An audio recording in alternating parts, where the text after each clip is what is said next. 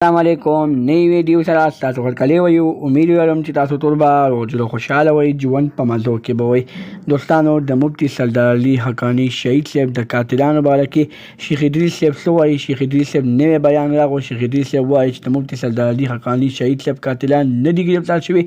مفتي صاحب سره دغه حادثه څنګه رامخې ته شوې ده شیخ ادریس صاحب په خپل بیان کې ټول حقیقت راښکاره کړو د شیخ ادریس صاحب بیان د سره په دې ویډیو کې شریکوم د دغه رنګې نورو ښایسته معلوماتو لپاره زمونږ خبر میډیا چینل سبسکرایب کړئ د نشان څخه مخه وکړئ چې زمونږ هر یوه معلوماتي ویډیو تاسو ته په اسانۍ سره میلاویږي ډېره زیاته افسوسناکه واقعه رامخې ته شوې وه ډېر د غم خبرو چې مفتي سردار علي حقاني شهید صاحب په دغه ادم خیلو کې د ګاډي په حادثه کې شهید کړی شوی و چې بیا د هغې نه بعد خلکو ډېرې زیاتې پراپیګنډې وکړې چې مفتي صاحب باندې قاتلان حملې شوي دي